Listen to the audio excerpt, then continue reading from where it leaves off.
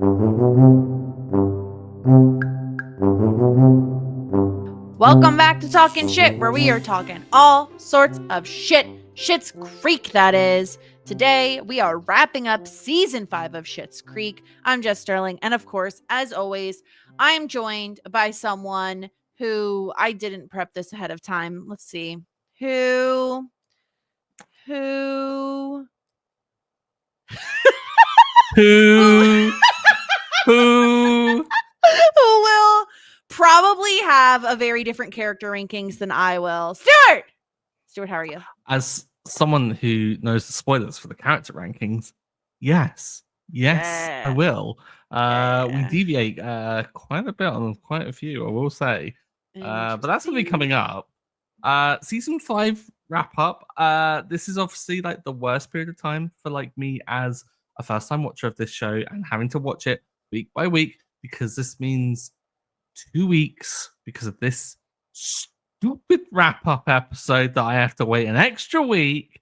But it's kind of good because we get to kind of review the whole thing in a big kind of lump and look at the whole season. But it also does mean that as soon as we're over with this, I can finally start season 6.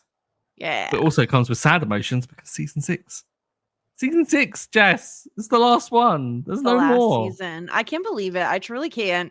It feels like it's flown by. Not to get ahead of ourselves, but season 5 was so great, and I'm really excited to talk everything through because I started a rewatch earlier in the week just to kind of remind myself, honestly, mostly for the character rankings, because this was the hardest character rankings to do. I found it extremely difficult.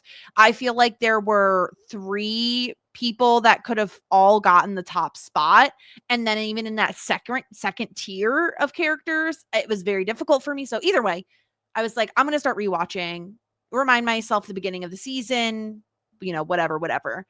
And it's so fun. It's so good. It is such a good season for every character, really, including like some side characters versus the roses themselves. It's good for everybody. So, Stuart, I mean, obviously, I feel like we talked this to death already, but like season 5, it's incredible. It's the best. It's top tier. Like we say it, I think every time we stop down to talk about this, because every guest that we've had on early on would like, okay, it's good now, it gets better. And I was like, yeah, sure. I mean, I imagine there'll be an uptick. The writing's going to get a bit like kind of sharper, and it's like I'm going to be more emotionally invested. So of course it's going to get better. That was a given. But the show has just blown upwards in that trajectory. It is so funny, and it hits so hard with the emotional beats, with the plot progression. Like, it's firing on all cylinders, and I'm so glad of it because, for one thing, it means that all of our guests aren't awful liars, so I can trust their opinions on things, which is fantastic. But also, it means that we get to watch a really great show, which is like the best thing, because there's nothing, I think, worse than podcasting about something you don't really like. And so it's a joy to like come here and talk about this. It's, I think, on the other hand, it's like if you don't like what you're podcasting about, maybe you can rip into it a little. That's the thing. The worst is to feel nothing about whatever we're watching. Apathy is the worst. If I hate something, I can rage about it, and that's very fun. Rarely do I hate anything on Schitt's Creek beyond the Stevie and David kiss, which I still don't like. But I really love everything they do, especially this season. So let's start doing some character breakdowns here. Because I want to start with our patriarch, as we always do, Mr. Johnny Rose. Johnny has an interesting season, and I feel like, while he usually does play like a supportive role, I feel like he's almost perfected the supportive role in this season. It was so funny because, like, I think more people have kind of stepped into the forefront in this season, like Stevie and like obviously we've had like the Ted and Alexis kind of resolution of sorts, and we've had like David Patrick obviously flourishing, and as the spotlight kind of gets thrust upon others, it means that Eugene Levy is allowed to just permanently kind of like hang back a little bit let all of those people flourish, and does so fantastically well. And yeah, like you said, it's almost like he's perfected it, because I don't think really there's a Johnny story this season, which is kind of sad. Yeah, I think I'm hesitant to agree with that completely because it feels like he is making small improvements to the motel over Hmm. time. I think it's just that he doesn't have a huge standout moment, right? Like he wins a hospi, like he really feels Moira's absence when she's gone. I feel like that plus the love letter storyline really kind of hones in on what makes Johnny and Moira such a fun couple and such a like a rootable couple, or kind of those two storylines he gets.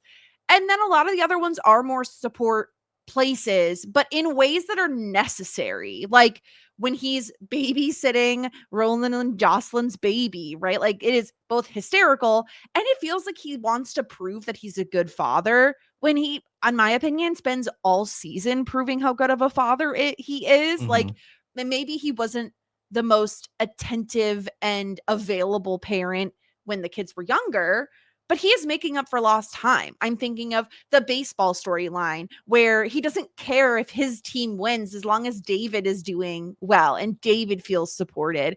And when Patrick is coming out to his parents, I feel like Johnny has a very understated role in all of that, where he is supporting David and trying to make sure that they're not going to hurt David as a result of Hmm. like maybe a poor reaction to that coming out news.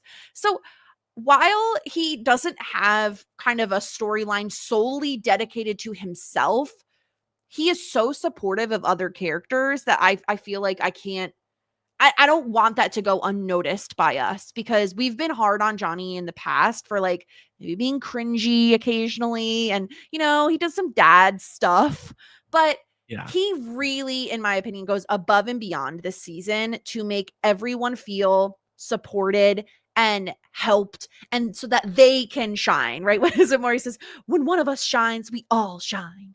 It Hmm. feels like that's what he's doing, and including Stevie. I don't want to leave her out, right? Like him really being there for her at the hospice episode when Amir breaks things off with her. It's just he really does go above and beyond to support those around him. Yeah, and he doesn't, like you say, he doesn't shy away from the whole cringe moments of him being like quite a dad in the whole thing. Like he puts his foot in it as he always does, which I would be disappointed if he didn't, because I mean that's just part of who he is. But I think that it's a good thing to shine a light on Johnny and just like kind of acknowledge that he is a great like foundational character here, and the others aren't able to thrive unless he is that foundation. Like, does a lot of the Stevie stuff hit unless Johnny is there to kind of like bolster her up and like kind of to be proud of her in some aspects, to be supportive of her in others. The same with Moira as well. Like Moira doing the same with Stevie. Like these two, like it's difficult for Moira to be considered a supportive character because she pulls focus so much. But Right. like the two of them operate in a very kind of like similar kind of thing. They are beginning to kind of like just push, or like what was it that Moira said in Cabaret? It's like you just stayed under the wing for so long, fly. Like it's that you have to they have to kind of do that to allow the spotlight to kind of really be shone on them. And yeah, it's an important role to have.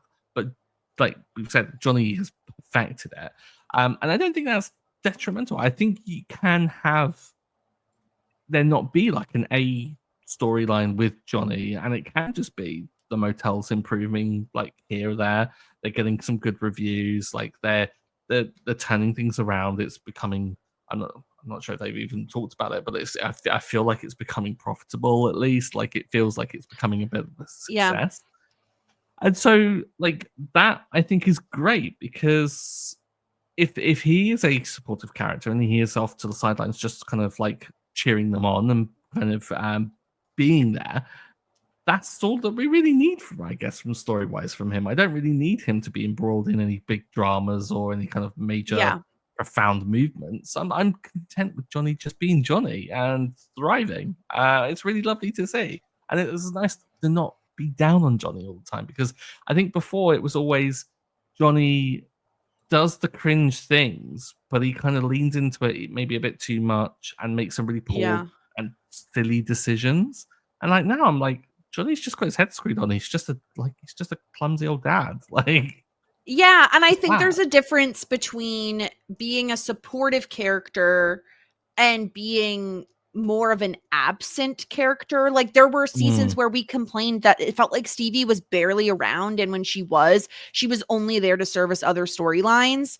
I never yeah. really felt like that with Johnny, because when he was in scenes, he was like directing things. He was managing the motel, and even though he's supporting these other characters, it does feel like he's making a difference in the show and in the relationships that he has. So I don't know. This might be Johnny's best season yet. I don't know. I mean, it might be all of their characters' best season yet, because it kind of they build on each other. But I love Johnny this season. I really do. I think like especially the smaller moments when he's gifting Alexis the picture frame at the end of the season and they're holding hands, and it's just so sweet, like him finding out of David and Patrick's engagement and not being annoyed that he didn't know sooner, not being annoyed that other people found out before him, but just being so happy for them. Like Mhm. he's our unproblematic fave. You know what I mean? Like he's just like dad. He is dad.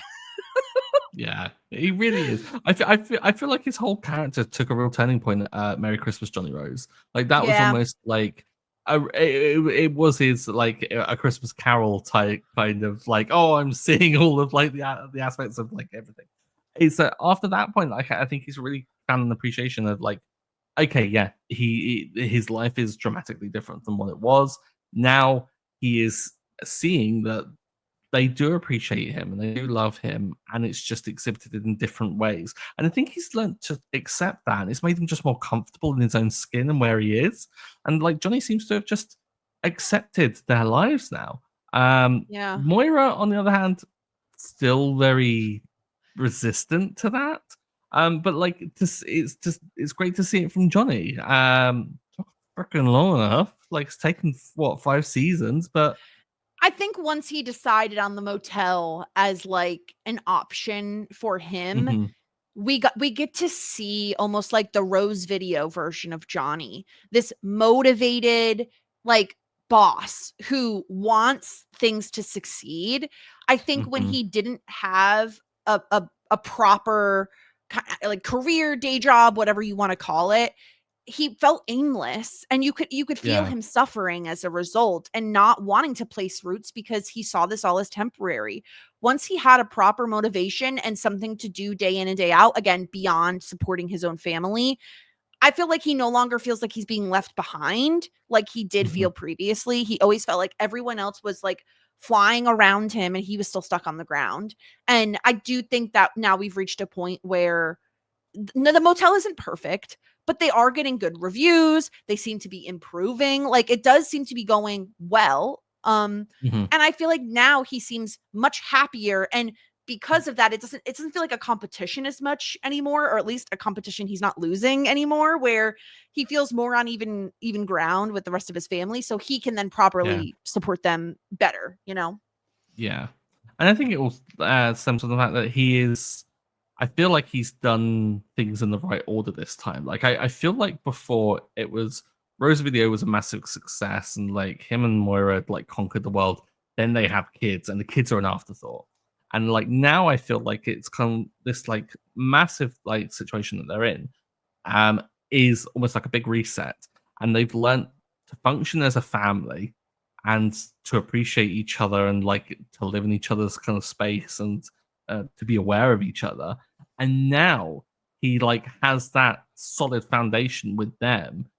He then looks to other pastures for like satisfaction elsewhere. Like he looks for the job, and I think that says a lot about how his earlier attempts at like trying to sort out the business stuff didn't work out. Like the whole like, oh, I've got a desk at Bob's Garage. Like Yeah. and then like his endeavors like that was it to franchise like the smoothie company thing that he like a friend of a friend's daughter like had when she like came to visit. Like none of that seemed to work out, and I think it's all because he still hadn't understood that he needed that foundation first, and now he's got this, and now everything's just almost like clicking into place. And I like how that's kind of worked out in this. It's like I think it sends a really nice message in that like you don't have to like money and success won't make everything else fall into place.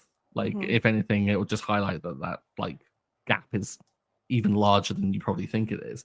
And that this is like, no, he's not really had anything to repair, I guess. Well, I mean, they all have, but like it's not so much like they're working through a trauma or something that has to kind of be fixed. It's just more that they are having to learn how to just be normal, I guess. And then once they've kind of nailed that, everything works out, which I like that message.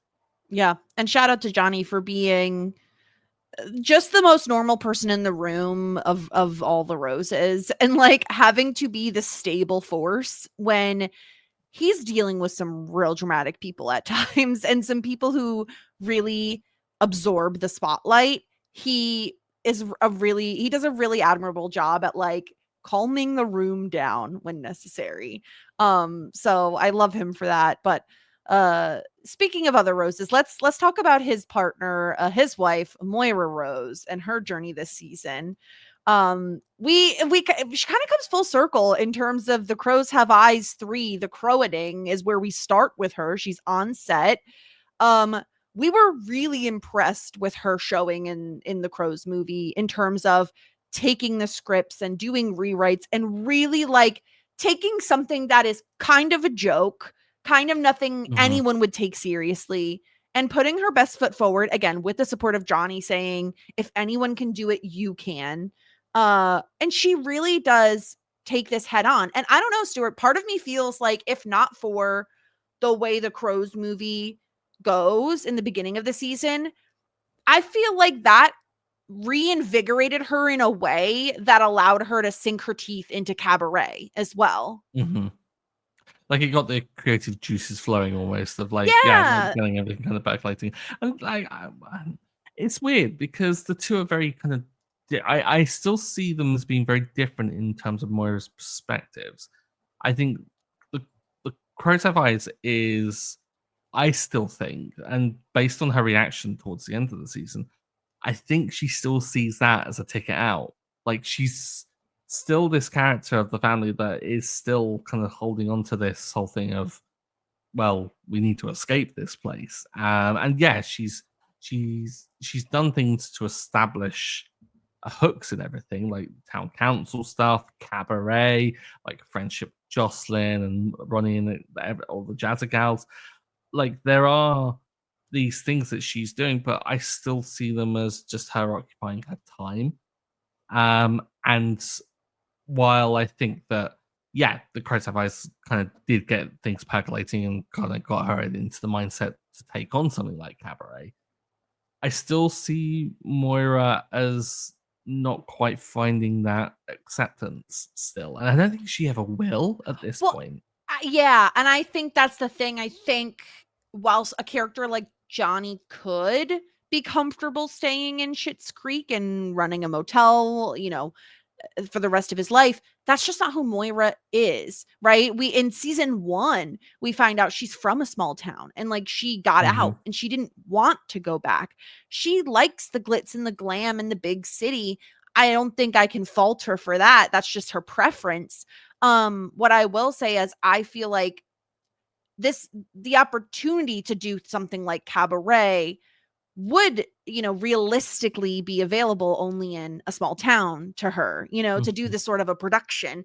And I think doing that really did tie her to the community in a way that she hadn't previously been tied to it. Yes, town councilwoman, yes, friends with Jocelyn, and obviously her becoming a jazz gal was like the biggest step forward in terms of placing down roots.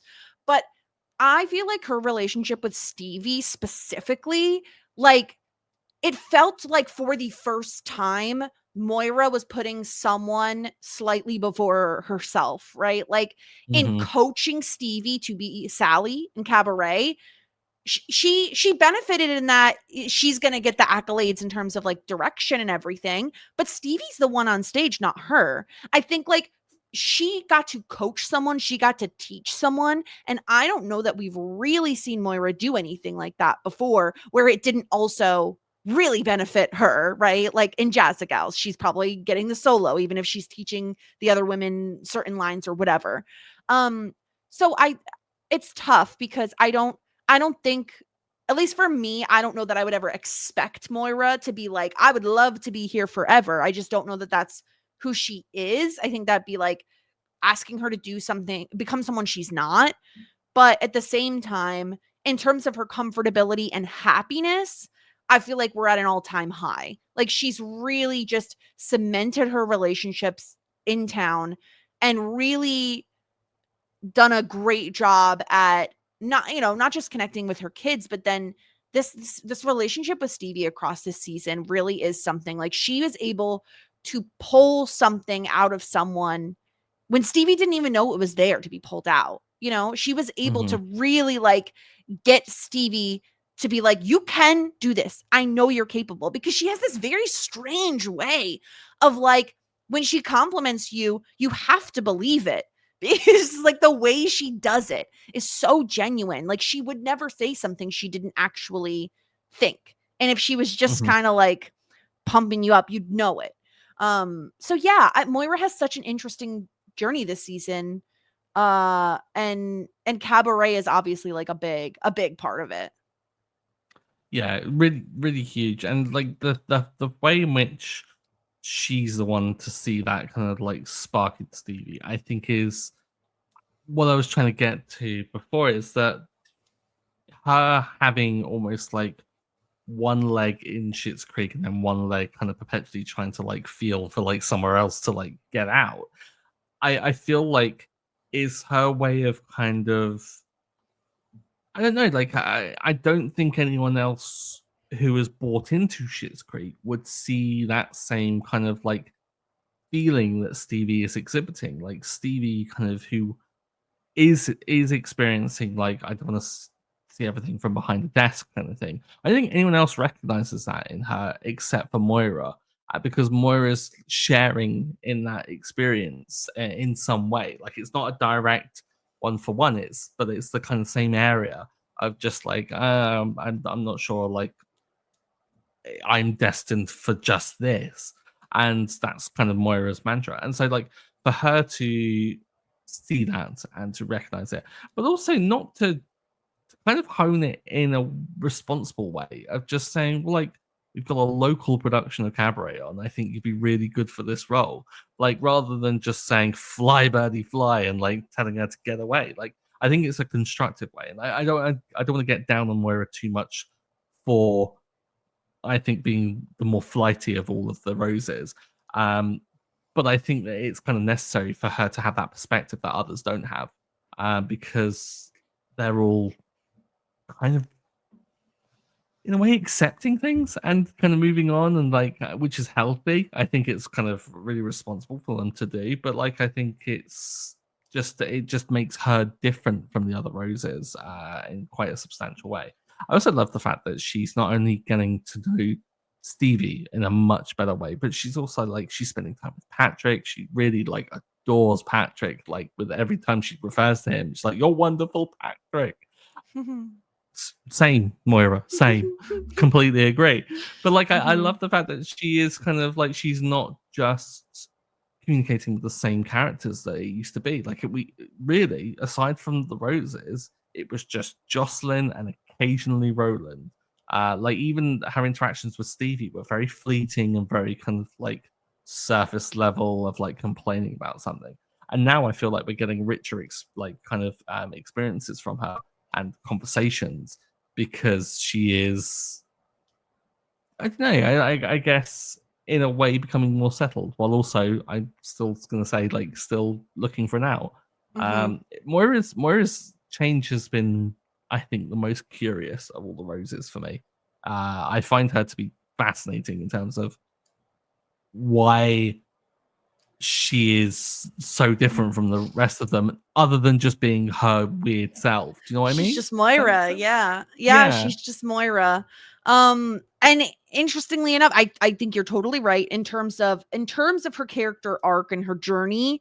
She's had the most interesting journey in terms of it is not a straight line up. It is kind of just all over the place most of the time. And we end the season in a really weird place where she finds out the Crows movie has been shelved and has a bit of a breakdown about it. And we leave it on like not really a cliffhanger, but kind of a cliffhanger in that we don't really know what's going to happen with the Crows movie. So I feel like she is at this highest of high when Cabaret goes well, and she thinks the Crows movie is going to be this huge success and really launch her career again. And we end the season on a really down note for Moira. So it'll be interesting to see where she's at in season 6 and kind of how she recovers from this news. Yeah. I'm worried. I'm worried for Moira. Really am. Why? She's very reasonable and rational. I mean, have you ever just had a breakdown hidden in the closet and then like this?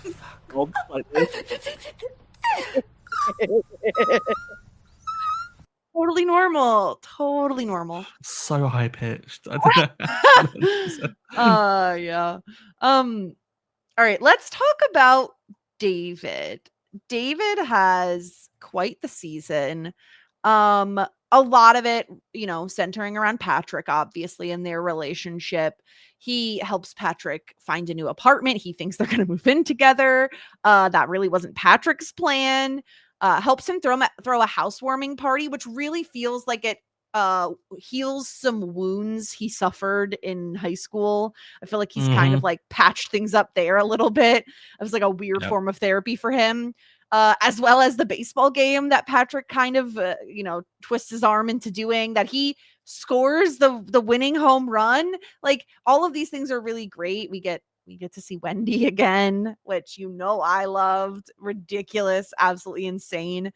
Of course, then there's the more like heartwarming and heavier stuff, like meeting Patrick's parents for the first time, Patrick coming out to his parents, and then getting engaged at the end of the season. Like most of his journey, Stuart, this season is spent around Patrick, which isn't exactly surprising, but I think a little bit different than other seasons where, it's Rose Apothecary, it's the business, like he had a little bit to do with Stevie this season, but I feel like Moira and Johnny had way more scenes with Stevie than David did this season. Yeah, David's had a mixed one. I think that like it's strange because in a way I kind of see it almost in a similar way to Johnny, in that like very much David's taken a bit of a backseat to be able to let Patrick shine. Like Patrick, I think, has taken a lot of the shine that would ordinarily be thrown towards David, and I think that that's impossible without kind of David taking a mild step back. But David has, of all people, I think has had some really kind of profound changes in terms of like just acceptance. Like the way in which David is the one to be in the most, apart from Johnny and Moira, like probably the most stable relationship in the whole place, is kind of wild when you think about David's personality type, which kind of came out of nowhere. And it's been a real blessing, I think, because I think that it's difficult to be able to talk about David without talking about Patrick. But what Patrick has been able to do is to really soften David a little bit in terms of David being able to have flaws and for them to not be disastrous and like catastrophic, and to lead him to have a bit of a meltdown or a crisis or anything like that. Just have these flaws, and then we're kind of glossing over them quite easily because he's really kind of happy and in a place of acceptance. And I love that. I love that because it means that on one hand, we do kind of have David becoming a bit of a like punchline kind of character at times, of like, I'm going to be annoyed about this and like that's a joke, and then we're going to cut to another scene. That seems like a really kind of simplification of his character. But on the other hand, I think it actually says something a bit more profound and a bit deeper about his character, in that it doesn't happen unless he is in that place of acceptance. And so it comes Yeah. with all this wider context that you wouldn't be able to get there unless you'd had 6 seasons of like character build up until that point. So I feel like David's had a really kind of strong season, while not, aside from the proposal, not really doing that much, really. Yeah, I think a lot of his storyline and growth are very much relationship focused. I think it's less tangible, right? Him opening Rose Apothecary, it is a very evident, there is a physical thing that represents his growth and his, character journey. Yes. Whereas I think these smaller moments, like the housewarming party, feel less significant because they are so small. But I feel like in the grand scheme of things, truly him saying, I now understand why like popular people had such a great time at these like parties. That's huge for someone like David. This like Yeah. anxious person who I'm certain got picked on, got bullied, got tortured for being so different. I love that he now feels so secure in his relationship that it is Patrick and Alexis are the ones who are upset that Ted kissed David. David is perfectly fine. He's perfectly happy. There are moments that I feel like past David would have lost his mind about. And Yeah. sure, he's still Moira's child. He still is extra in his reactions to things, but I don't think it no longer beats him down and has him like laid up in bed for 3 days, right? Like he's Yeah. no longer having panic attacks all the time because he's at a better point in his life. And I think like it's harder to see this season because it's in smaller bursts and it's not the central storyline of the season, right? Like I feel like Cabaret is probably more of our central storyline, which doesn't really include David. And so it is a huge thing for him. It's a huge thing for him to be okay with the potential of moving in with Patrick, even though that's not exactly what happened. For him to be the one reaching out to Patrick's parents, like all of these are really huge steps for someone like David, who has quite a tumultuous relationship history.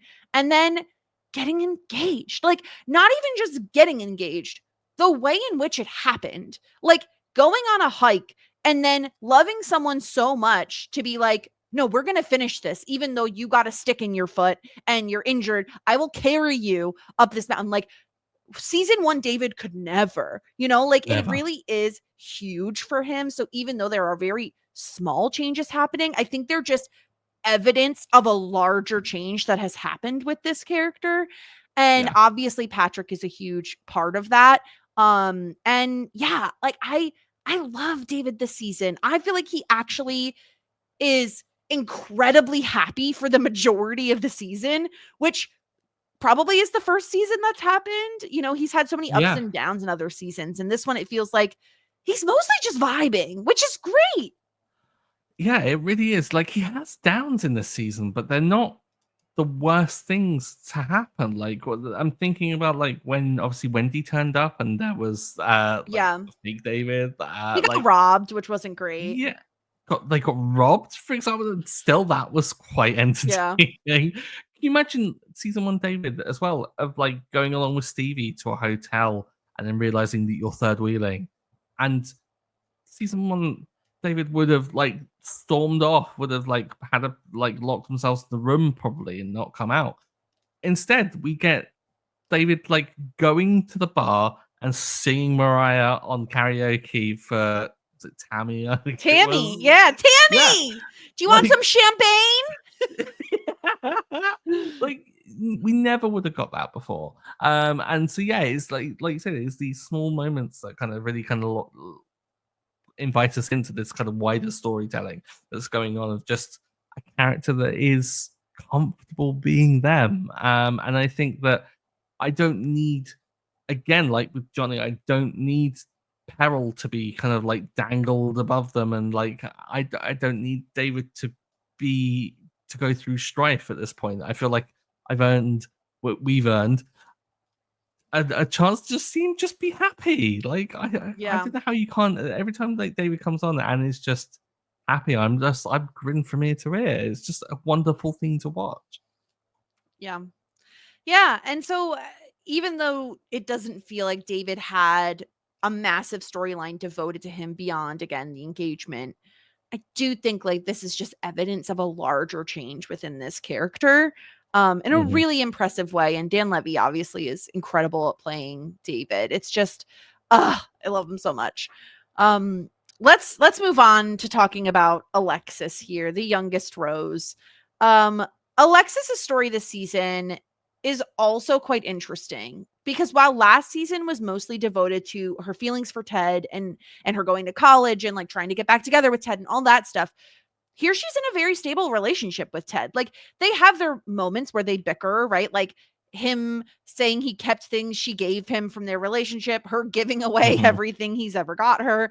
They have some moments, but you never feel like they're at risk of breaking up, right? They feel incredibly Nothing stable, which substantial, yeah. think about that. Think about the fact that all of our major characters are never in real relationship trouble this season and how impressive that is because it is so easy to write a storyline where Yeah. someone's at in danger of breaking up. And that obviously Stevie has one, but none of the Roses do, which is Yeah. pretty incredible and impressive and also just bold, I would say, to not fall back on that.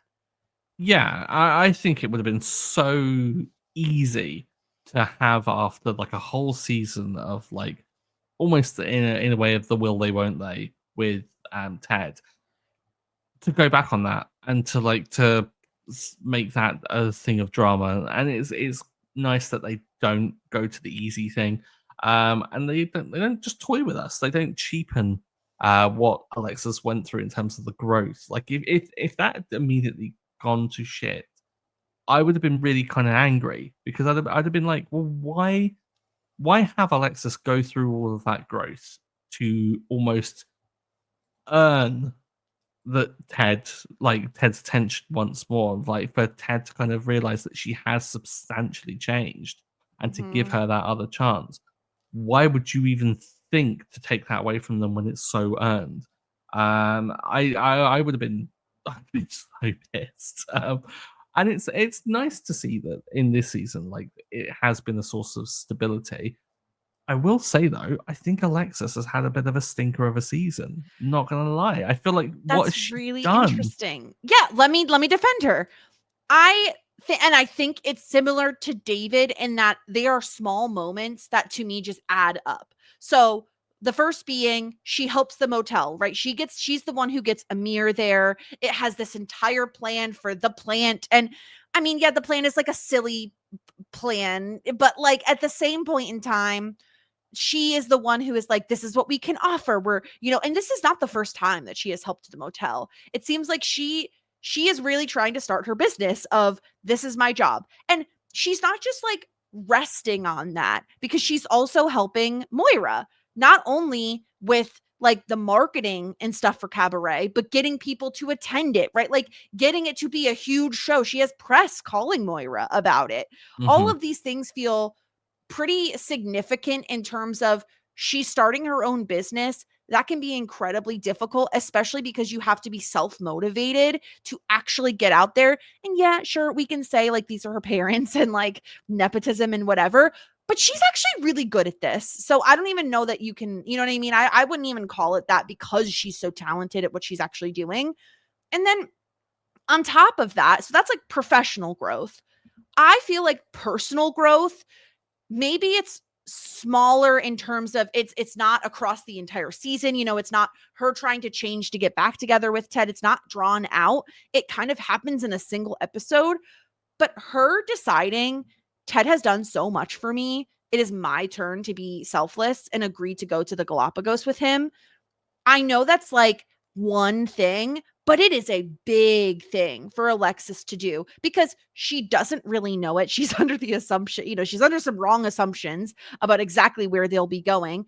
She'd rather go almost anywhere else, like some beach and lay out. She is giving up not only some job opportunities, right? Moira says, like, oh, there's Cabaret and blah, blah, blah, and they want to work with you.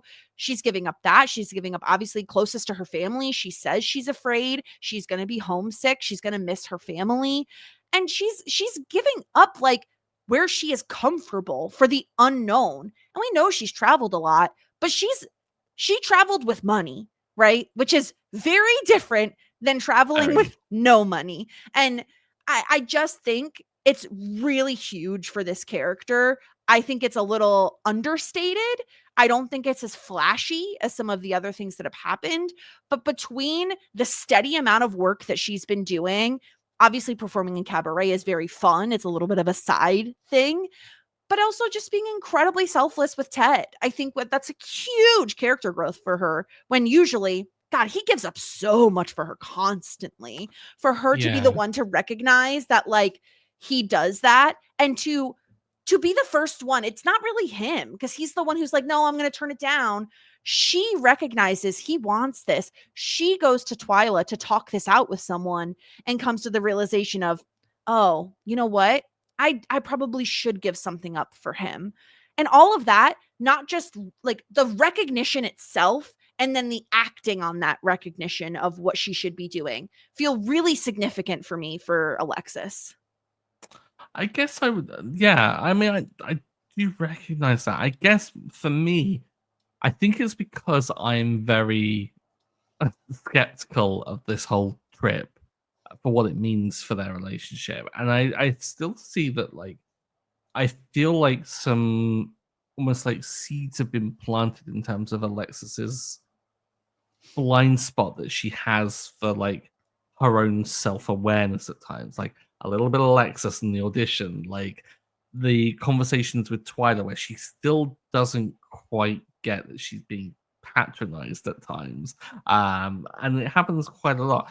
And I think that alongside her dropping, I guess, and making a sacrifice of her own progression for a guy, I'm like, it just that for me just isn't gelling Sure. altogether. And I'm not saying that like it isn't just like it's really reductive for me to say, oh, she's just dropping everything for a guy Because because it's it's not that. Ted. It's Yeah, Ted. it's It's someone she much more loves. complex. It's not Yeah. what was it? What was not Stefano. What the hell was the guy's name in the very first episode that she was going to run off with and he was supposed to be picking her up or whatever, right? Stavros. I want Stavros, to say. that Yeah. might be it. Like Yeah. he is someone she loves. So I think there's a Yeah. difference there. Yeah, I could see where you're coming from. I just think like it's quiet, right? Like the fact that she Hmm. is consistently working throughout this season. It's not as big and flashy as like graduating from college and getting back together with Ted. Those are more like big moments. I just Yeah. think she's had some really great steady progression and obviously a little bit Alexis just brings me so much joy that it will factor in Yeah. because it Mm, is so funny. It yeah. is so funny. It is one of my favorite moments in the entire series. And I just admire someone who has such unearned confidence, like the most confidence in themselves. Like just no, just so self-assured. I love her for it. So yeah, I Mhm. don't know. I think I disagree. I do think Alexis has had a strong season. I just think it's a little more understated than some of our other characters. Yeah, and I could be bringing some judgment into it. I just think that if like when I compare her with David, and this is an unfair judgment. It's that, like we see David's success in the form of brick and mortar and a store, like and a relationship. And I looked at Alexis's work, and it's just odd jobs for her parents, and I'm like, it just doesn't feel as important or as self-earned because of that. But then also we are shackled by the location. Like she is a victim of that. And also like they are the people offering work. And I feel like she has earned it. Like she's not getting it because of Nepo like reasons. She's getting it because she is the most qualified person to do it. But it just all doesn't add up to like a great look. Mhm. And I think if I am doing the comparison with David, I'm like, well, I feel like David's stronger in that aspect because of I the also separation of everything. Yeah, I also think she suffers a bit because in terms of relationship progression and in her relationship with Ted, I really feel like we barely saw Ted this season and we see Yeah. Patrick pretty much every episode. Like he's a main character in his own right at this point. And I do think that hurts Alexis's character progression or at least the optics of it because he's just Yes. so absent. So I think it's not as visible. We're not getting the chemistry between those characters as much. When they're together, of course we do, right? Like Ted has to Galapagos now. Like it's very cute. It's adorable. The hey big guy, right? Like those are some of the best Ted moments, but he's just not around as much. And I think that those two characters are so electric together. They have such great chemistry that not having him around as much, I do think kind of hurts Alexis's character journey ever so slightly in terms of it's a matter of inches when you're doing these rankings, right? Like I think Hmm. those sorts of things can hurt Alexis. Yeah. Um Speaking of character rankings, this was by far the hardest season to do this for. I really struggled. And I do think probably I would say my top 3-ish could fluctuate completely. They could switch positions on any given day. Same with the middle tier. I could see myself rearranging those. The bottom tier is what it is. But this was impossible, Stuart. Did you struggle as much as me to do this time? No, I did it in such quick time. Yeah, as much as you say that you want them, like that might fluctuate. I'm gonna tell you they're not They're locked because in. I know. we've I got them know. locked in. So we've got a chart and we're gonna Even run throughout this through it. podcast, I was like, what if I switched something last minute though? I I'm think not I going might have to. cried because Yeah. this little way in which I've done it. Okay, so it's taken us like we're on the 5th season. I Yeah. only today made it so that it will make my job better next season and make it For one easier for more me to season do. that we have.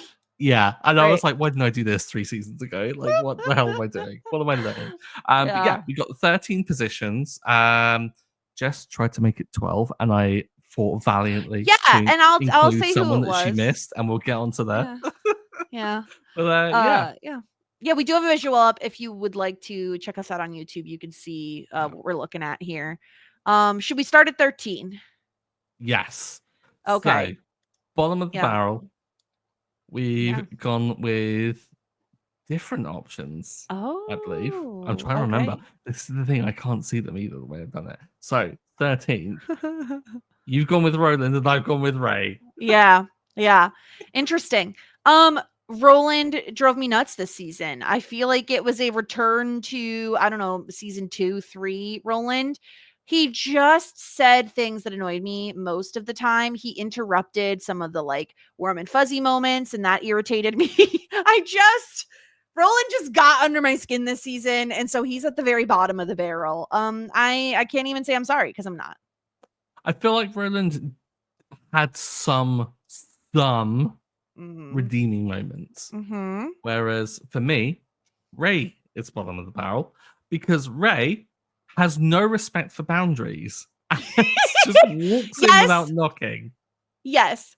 The only reason I didn't put Ray this low was because I was like, well, he did offer to make them breakfast when he was constantly barging into the room. Is that all it takes, Jess? It's just the offer of I mean, breakfast. I really like eggs.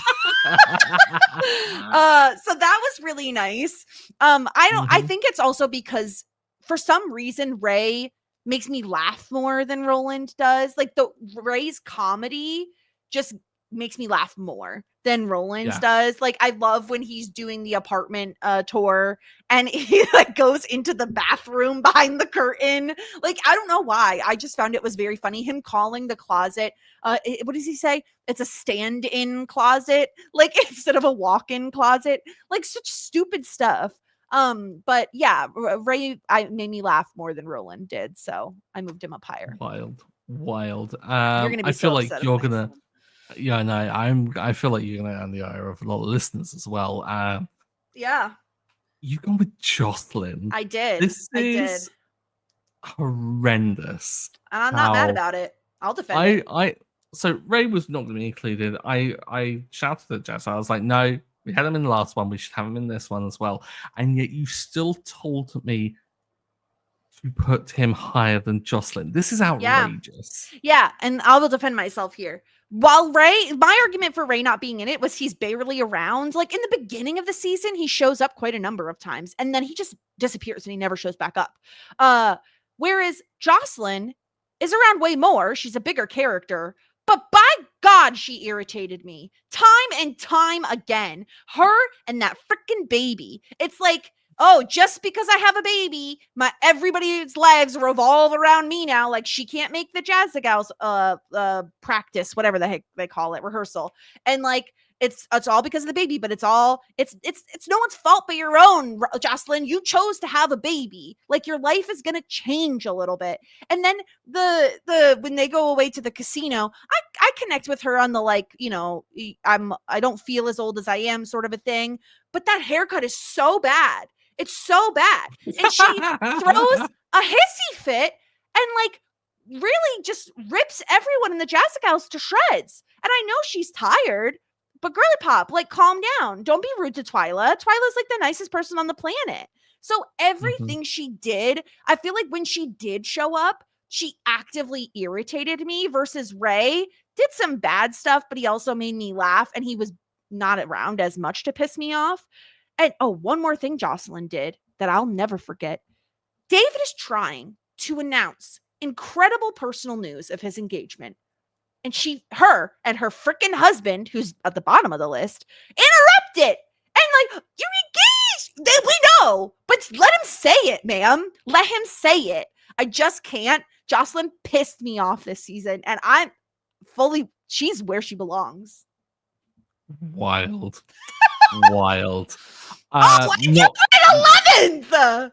I'm not dramatically disagreeing, though. It's all much of a muchness. They're all at the bottom, all three of them. Good. Yeah, we have the same three at the bottom. I have Ray in 11th, and you have Jocelyn in 11th. Yeah, I can't get on with like Jocelyn this season. Like she's had a stinker of one.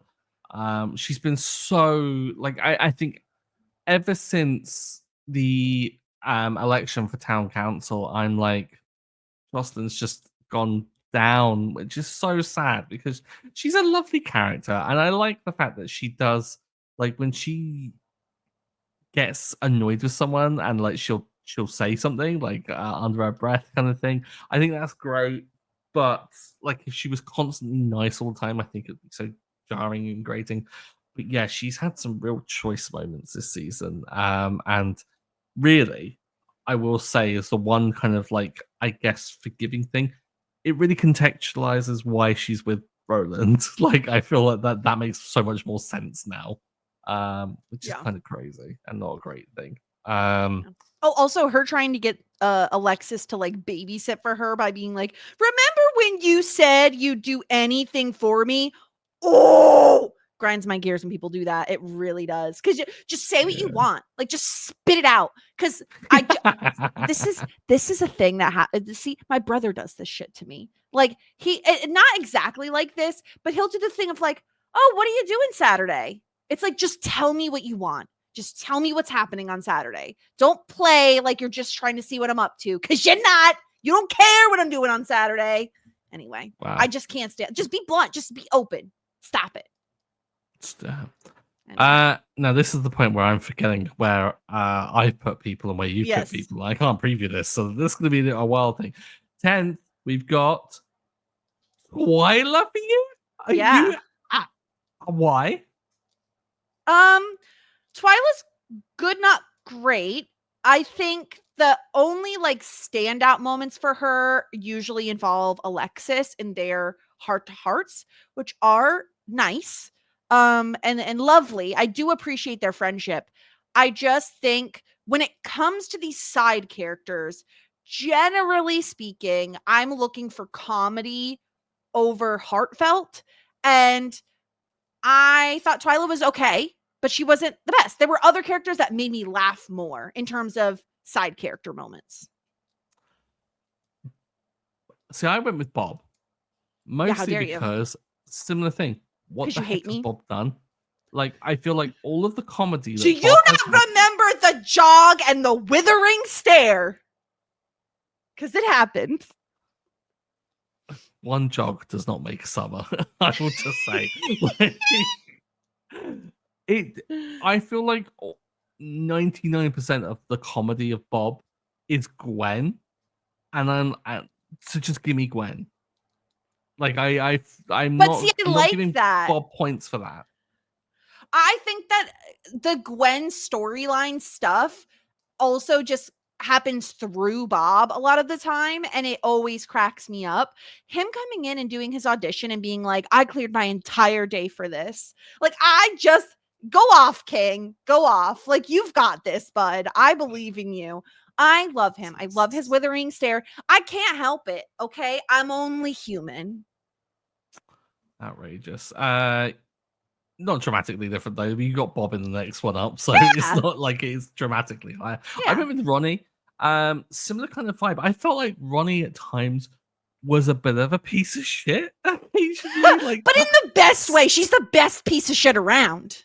I mean, like Patrick was being really neurotic. I will give Ronnie that, but still, detect that someone's anxious about something, Ronnie. Like, there's no need to be as much of a dick No, about he it was as you being are. overbearing. I appreciated that she was like, I work on my time, not yours. Like her shit talking at the baseball game, loved it. Her reading Johnny for filth about his shitty ass jokes, adored it. Like, I think Ronnie is hysterical, and I love that she suffers no fools. I love that for her. So I mean, yeah, not drastically different. Well, as we'll see in the next slot, but I think Ronnie is pretty great.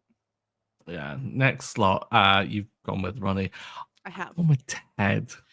Unfortunate for Ted. Yeah. This Bad luck for is Ted. outrageous, and I think Ted's lowest placement for me, in the entire thing, because I feel like it's well deserved. Ted was a bit of a douche with the way in which he raised the whole trip thing, Yeah. quite almost like gaslighty in a way, and so yeah, Ted's not had the strongest one, and he's gonna Galapagos out of our lives on this trip, so. Yeah. Buddy, like I miss, but saying that I am forgetting the housewarming. Big guy. Big He guy. was such a good episode for Ted. But it's one Oh episode, that's the tough yeah. part. Yeah, I agree with you. I think it's unfortunate. I love Ted. I really do. But he is so absent this season. And when he is around, we do get like the moments like big guy, and we get the very funny moment when Alexis and him have sex at Rose Apothecary, and he is like Oh gosh. giddy. He is giddy about it. And it's adorable, and I crack up He every time. can't when he can't role play. He's just like, no, it's really So he's like, I'm distracting. just getting distracted. I love Ted, but unfortunately, he's not around much, and it makes it hard to justify putting him above any of our main characters. Like, when you have Mhm. characters like all of the Roses and then Patrick and Stevie, you cannot realistically put Ted above them because he's so absent. So Yeah, I it understand the is. placement. Yeah, it's a hard, like, kind of like, I guess, stratosphere, like, to reach into and stuff like that. Which explains Mhm. why, like, we kind of finish up with the sides and stuff. You've got Ted in seventh. I've got Yeah. Twyla in seventh. Again, much for muchness. I think that I put Twyla quite higher than you have, mostly because I think that Twyla hasn't done anything bad. Whereas I Okay. feel like for me, Ted did do a bad thing. Ronnie's been like has been bad at times. Bob's just been Bob. And so I'm like, Twilight, every time she's on the screen, I feel like she always makes me chuckle. She doesn't really make me belly laugh, but she was Yeah. also in Cabaret, and she was very good at Cabaret as well. Sure. So I'm going to give her some extra points for that. Sure. I guess I just this is just a proof of concept of how my brain works, where it's like, oh, they did that one bad thing, but they were so funny here. So I'm just gonna like Mm, choose to look at that one really funny thing. The big guy stuff, like, you know what I mean? Like, that for me yeah. outweighs anything Twyla ever did the whole season. Again, she had really lovely conversation with Alexis. But yeah, I get it. I mean, I think this all pretty much tracks to me. We're not like incredibly different, mostly Twyla is our biggest difference here. But yeah, on to the main cast, if you will. The main cast. So let me see. Wait a minute. Hold on. Yeah. Let's We are at get to number scrolling. 6 on our Let's get list, to the baby. top. Okay, so number 6. We're into the main group. Yeah, main crew. And we agree. Johnny at Wow. number 6. Yeah, listen, I love Johnny. I really wish I could put him higher than this. It's really hard because some other characters just popped off in bigger ways. But like it is a tight race at the top here, people. Like Johnny could be higher than this. If I could see him moving up 1 or 2 slots depending on how I was feeling on the day. Yeah, I was just thinking like he came very close to being 5th for me. It was very tight, but I feel like it's okay for him to be that supportive guy, and I think Yeah. I think for Johnny to be 6th, it's a strong 6th. That's what I'm gonna say. I Yeah. see you looking off to the side. It's your Yes, husband giving because you my this. husband is glaring at me. He heard me say the name Johnny. He lifted off the headphones that he had on his head and glared at me and then sighed. Insane. Insane. That's so funny. Anyway, let's look at number 5. 5. Moira, we're in Oh, agreement. We're in agreement I'm here. We're shocked. in Yeah. good. Yeah, I feel like Moira for me has had like a good season in some aspects. Has had real. I think it's hard to say she's had a really great season because I still find her having that kind of like that flighty kind of aspect to her. To be the thing that is always going to drag her down. And of course, she ended with the Crows Have Eyes being shelved, and so like she ended on a bit of Yeah. a dud there. Moira's been so funny. Like if we look back at the season opener of The Crowning, like funniest opener for like the longest time. And so like she is just a delight as always. But yeah, I feel like there are just other characters that have had stronger season than her. I think that's her problem Certainly. is that she's surrounded by great a great ensemble. Yeah, I totally agree with you. I think Moira is I mean, this isn't who's the most unique character or who made us laugh the most, because Moira Mhm. is absolutely hysterical. It's just when we're talking character growth and character progression and kind of how that what kind of a season they've had, unfortunately Moira's going to fall to 5th, but it is incredibly tight. It's a tight competition. It's really really tough to move up from this spot. Because I think the next 4 that we have here are, in my opinion, very, very. It's a really it's tough. It's a really close Mhm. race. I know who you're gonna have in Now, 4th. I know it right now. I already know. yeah, I've gone with Alexis. I knew it. Yeah, yeah. I Yeah. knew it. Yeah. Do we want to do? I have Patrick. I put Patrick in 4th. Mhm. I think he has a great season. Don't get me wrong. I think Cabaret coming out to his parents, the engagement, all of these things are massive things for him. I also think he had some not so great moments. And I Mhm. say this as a Patrick stan, okay? I will He never got fail some to comment. LVP points He like did. this season. It's He like did. Yeah. crazy. It's not great. I will never fail to mention when he wears blue, because it's a requirement. But he doesn't have he has some really not so great moments. Some of which are the robbery. He's really like not great about that because they did get robbed, Patrick. I don't care what you say. I Mhm. think the coming out story is very tricky because while I think on one hand you're like, yes, it's a great story, it's so emotional, it's incredible, there's also that part of you that's like, oh God, he didn't tell his parents about David. Like, that sucks for David. Like, you can't deny that that did not hurt David's feelings and that should be taken into account. And then, of course, like, I feel like he's a shitty customer to Ronnie. Like, I think he's really testing his limits there. And so again, like, I love Patrick. I just think this was as high as I could because he has some really high highs, but has some not great moments that I don't think any of these other characters quite hit those lows that he hits. And it's a matter of inches at this point, right? Like, so that's why I have Mhm. Patrick in 4th. Yeah, I wouldn't put Alexis for what we just talked about with like how that character kind of wrap up. I feel like if I were to compare this to last season, I feel like she's certainly not had as much growth, and so I kind of wanted to put characters who are higher that have had either more growth or I think more substantial moments that have made me kind of just, I guess, take note. Really, like I feel like I don't want to say that Alexis like is a side character because she certainly isn't. Like I feel like she kind of trod that line a little bit, like in La terms. la la la la la la. Again, one a little bit Alexis Alexis. doesn't make a summer. Like it's just How she can have a dare you? standout moment like that, but then again, I feel like you have to be consistent, and I feel like this season others have had just better consistency when it comes to more substantial stories been involved. Mhm. But third, you've gone with David. I have. This top 3 is where I struggled the most.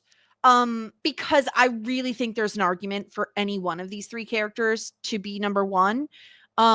David, again, we talked a lot about this already, but like David has a lot of growth this season in terms of like, big flashy moments like getting engaged and winning the baseball team, right? Like I think he's more of the focal point of some of these storylines more so than Alexis is.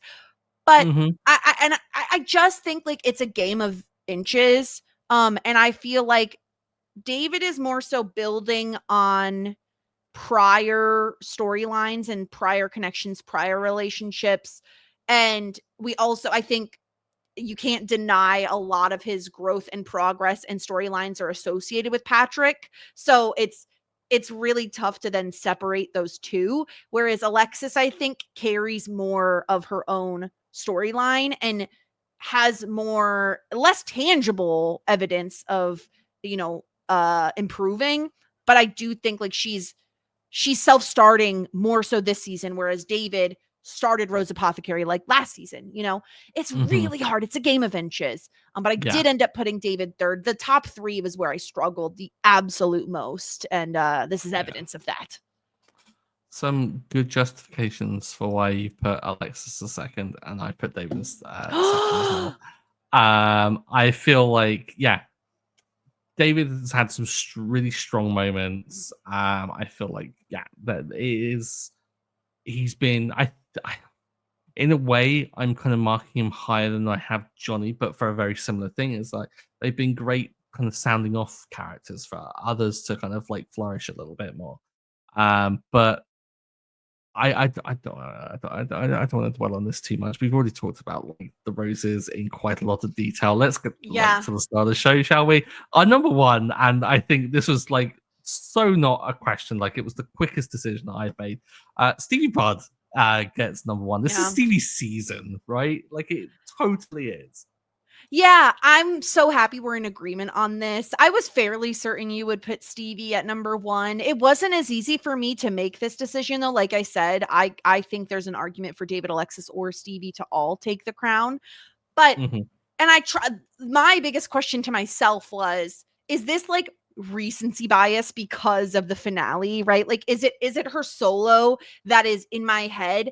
And the more I revisited the season on my rewatch, I realized no, she has incredible growth throughout the whole season. Like obviously everything going on with Amir, she really puts herself out there. And yes, it doesn't work out, but that doesn't mean that we shouldn't be giving her points for trying to make things work and really going out on a limb for a person in a way that she never would have done before.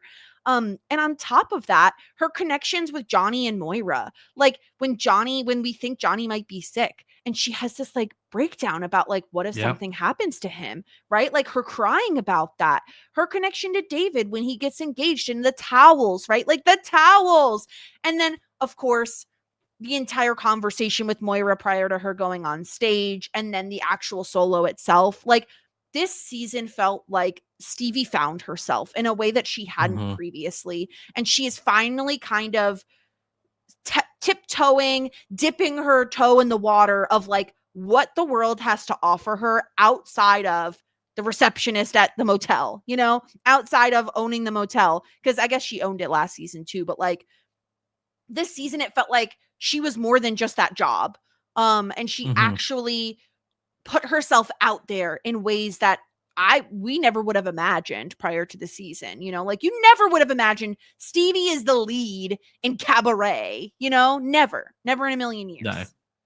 Never, never, never. And it's. I think that Stevie's arc this season has been so wonderfully set up, because like we get Stevie having a triumph early on. You think, okay, well that's Stevie's thing done and dusted. Like she gets with Amir, she gets a nice like the relationship going on. She got a nice setup, and thus that's going to be Stevie, and we probably won't hear much from her for the remainder. And then we find out that Amir is a colossal dickhead. And she is so well supported by the family that you're there going, okay, well, this is wonderful, and it's a great way of kind of acknowledging that. And then you get the further acknowledgement of Moira offering Cabaret because she sees that in Stevie. And then Stevie, after going through all the rehearsals, the self-doubt, the whole like kind of triumph of the performance, brings it back to the heart of things by giving David such a wonderful gift and a thoughtful gift that reminds us of where we were in season 1 and how far we've come from that point. I think that's using Stevie as a vessel for almost like placing down a milestone and saying, look, we've just taken the grouchy receptionist from season 1 and we've made her like Sally Bowles in Cabaret, and she knocked it out of the park. Like, tell me that there isn't a better way of just like kind of highlighting that massive growth that has happened for their own characters, and almost being a little bit of a self-congratulatory pat on the back for the writing. It's so great to see, and I think that the way in which it's been performed, like we haven't lost the heart of who Stevie is. Like Stevie is still making wisecracks. Stevie is still like off to the side, kind of making very kind of judgmental kind of faces at times. I love the fact that we've had that growth, but we've not lost the heart of who they are. Like it's not been a rewrite of the character. It's just been an embellishment of what was there the whole time. This season has been a delight purely for Stevie for me. I think that I'm always going to think of season 5 as being Stevie's season because of everything that's gone on, and to be able to say that alongside episodes like the Croning and a little bit of Alexis is staggering to say in terms of like an achievement. So if Stevie isn't number 1, I would be outraged. If I'm honest. For me, it was the Cabaret of it all was really the tipping point, you know, because yes, Alexis and David had like better maintenance seasons in terms of like they've already had such exponential growth, and then maintaining that and slowly going up a little bit more. Stevie really just like burst out of her shell this season in ways we haven't seen before. Like, how many times have we seen Stevie cry in this season alone? Not that that's a sign of anything in particular, but like she feels so much for these other people that she's tearing up, right? Like she's welling up hearing that Patrick and David are engaged and finding out that Patrick asked her for her blessing. Like all of that is so sweet and like just proof that this character is forever tied to this family, and not out of obligation or proximity, but because she is so entrenched in their lives and hers. Like it's lovely, and I'm really pleased with Stevie this season. What a great season for Stevie. Yeah. All right. Well, those are our character rankings. Let's go through the MVP and LVP of the season. So obviously, we can give out our MVPs and LVPs to whoever we want. I think pretty easy for me to say that I think Stevie is the real simply the best of the season. I don't know, Stuart, what is, I assume that's going to be your answer as well. 100% Stevie. Yeah. Do you have guesses as to who actually earned the most simply the best points across the season? It's not a runaway. Really? Okay. I wonder if that's because negative points brought him down. I'm possibly leaning David or Patrick. Okay.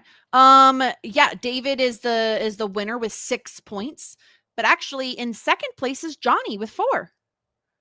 Really? Yeah, Patrick has 3. And the reason is that so Patrick lost a point along the way, as did Johnny actually. David never got any negative points, which I think really helped him. Says a lot. Stevie surprisingly didn't have as many as I would have thought, but it's because she got some negative points in housewarming and rock on. Yeah, I think I docked her a point for being on her phone all through the Yeah. housewarming, right? Yeah. Yep. Not So she good. lost some points there. As for the LVP of the season, I mean, I'm gonna say mine is Roland. I don't know if you think Ray. Are you gonna put Ray there? I'll go Roland as well. Like you said, like Ray hasn't been around as much. I will Yeah. rank Ray lower. But Yeah. really, if we're talking about like who's had a large enough LVP impact, I'll say Roland. And do you have any guesses as to who the LVP is of the season? Who's a disgruntled Pelican? Moira, maybe. Nah, it's No. Roland, and it's a long Oh. shot. Roland really? had negative 11.5 points. Oh my god. He did worse than last season, which he had negative 10. He never once got a positive point. Every point he earned was negative. I have to Moira remind myself had of that. Yeah, Moira had 2 points. Oh really? Okay. Yeah. So The I only feel like other I've given her negatives for a lot, but maybe I'm thinking of other seasons. she only got negatives from both of us in the dress. Other than that, she only earned positive points. Jocelyn had negative 1.5 because you're a monster. Ronnie ended up with negative 1. Ray ended up with negative 2, and Amir, of course, ended up with negative 2 as well. Obviously 200 because if I got my way. Exactly. Like he only shows up in a few episodes, so he doesn't have as many opportunities. But yeah, those are our LVPs and MVPs. Season rankings, I feel, are pretty easy. I'm continuing with the trend of it gets better and better every time. Season 5 is number 1 for me, and then 4, 3, 2, 1. Same, big same. Season 5 absolutely is. As I said earlier on, like people said, it gets better and better. It's getting better and better. So yeah, season 5 has been a knockout. Yeah. Okay, it's time. What everyone's been waiting for. We're an hour and 17 minutes in the podcast, and everyone's been waiting to get to the point where we talk about what you predicted for season 5. So let's see how many predictions you got correct. Your first prediction was David loses a hand, in parentheses, just in case. Yes, this kind of harkens back to a jokey prediction that I kind of made before. I'm still waiting. Still waiting. The next one was the Jazzagals record an album. That would have been good. It didn't happen, but I would like that. That would be fun. Mm-hmm. You had Jazzagal Fest, which is some sort of big performance. They didn't have a big performance. There was a big performance. Maybe I'd give you like a half a point if I'm being generous. No, that's too generous. I'm totally off on that. Schitt Fest, some sort of festival in town. I will take a point for this. I feel like this is close enough, right? Cabaret, I think, is close enough. Yeah. You had Ted and Alexis simmer. Yeah, so like they're gonna stop the whole like honeymoony type thing and they'll simmer down. Okay. I think that's what I meant by that. They're a pretty steady couple, if that's what that means. Yeah. So yeah. I mean that's David and Patrick move in together. This is incorrect, but you said maybe a proposal? Correct. Maybe a proposal. I'm clinging on to that. And I feel like they haven't officially moved in together. Not like yet. David wanted to. So he did want to. But he also hated that bathroom with the curtain. Yeah. Someone from Johnny's past makes an appearance related to financials. I don't think anybody from Johnny's past showed up. Nope. Sadly not. An STI breaks out in town. They might have. Never know. Mystery, scandalous and salacious. They find buried treasure. I don't remember you making this prediction. I That's don't remember hilarious. making that with us. And then we went. So then you were like, well, maybe if David doesn't lose a hand, Bob will lose a hand. Surprisingly, everyone's hands remained intact. And then the easiest prediction is Moira is going to be in The Crows Have Eyes. Ding ding. We have a winner. Ding ding. Yeah, Okay. four correct predictions. Mm-hmm. Okay, now it's time to find out. Stuart, what are your predictions for the final season of the show? Okay. I'm ready. David and Patrick are going to get married. Okay. Oh god, this is like, oh my god, no, because I have to think about how I think it's going to end. Yeah. And I'm getting, oh no, it's got upset. Gosh. Anybody losing a hand? Okay. Gwen's gonna lose a hand. Listen, she almost got electrocuted if not for that rubber dress. Mm-hmm. Exactly. Okay. Okay. Gosh. Okay. Serious things. I think so serious. Ted and Alexis are gonna break up. Okay.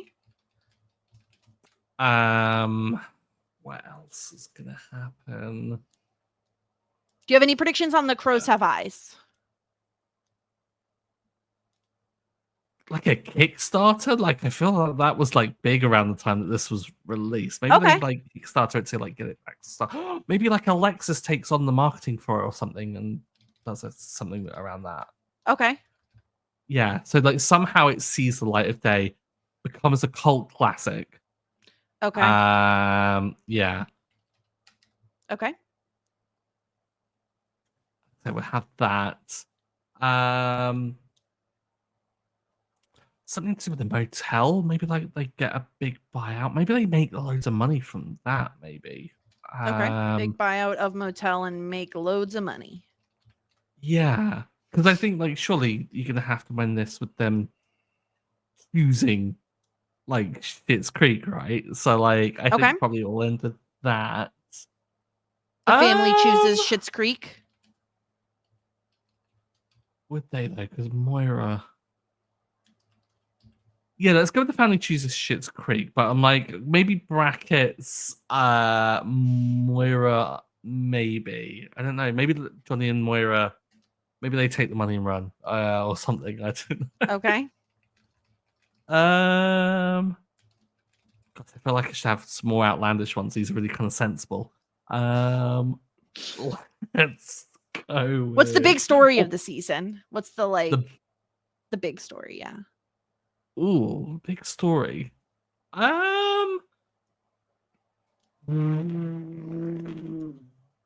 Stevie leaving. Okay. I don't know. Maybe Stevie gets scouted from her performance. For Cabaret? Yeah. And maybe like an agent signs her up and like she gets a gig doing something. And maybe like Moira coaches her for like an audition or something. I don't know. Like maybe that's it. Yeah. Okay. Any other prediction? He's so wrong. I'm trying to think of one that's not going to be like just outrageously stupid, but also I kind of want to throw in an outrageously stupid stuff. It's the final season. No, let's lean into ones that we've already been talking about. Something Gwen that's not losing a hand. I'm going to say it comes out. Bob and Gwen divorce, split up, or whatever like that. There's something going on there. Yeah. Okay. Yeah. I think that's it. I think that's what we've got to do. Those are the predictions for next season. So we'll see what happens. We've already talked to the next the premiere for season 6 is Smoke Signals. I have gives nothing idea. Away. Yeah, it really doesn't give anything away. So we'll see how that episode is next week when we return to cover it in the final season. We're in the final stretch of Schitt's Creek. No. I can't believe it. How many episodes are there? There are 14 episodes. There are 14, and then there's a special. There's a special, yeah. And so there's 15, and then we'll do like a wrap up. Yeah. So 16 episodes of the podcast left, basically. If we do nothing after that, yeah. Yeah. Yeah. So see. Oh, we've also got a bonus episode. We need to we do record have to do a bonus for episode 200 about subscribers. a mighty wind or something. Is A that the name of it? mighty wind. A Yeah. mighty wind. So we'll be in talks on when we're gonna do that and get it released. Yeah. But yeah, I think that's everything we have, Stuart. God. Okay. All right. Well, we're 5/6 of the way through. Maths. Maths. We're best at it. Okay. Well, next week we'll come back with the season 6 premiere. And until then, everyone, warmest regards. And best wishes.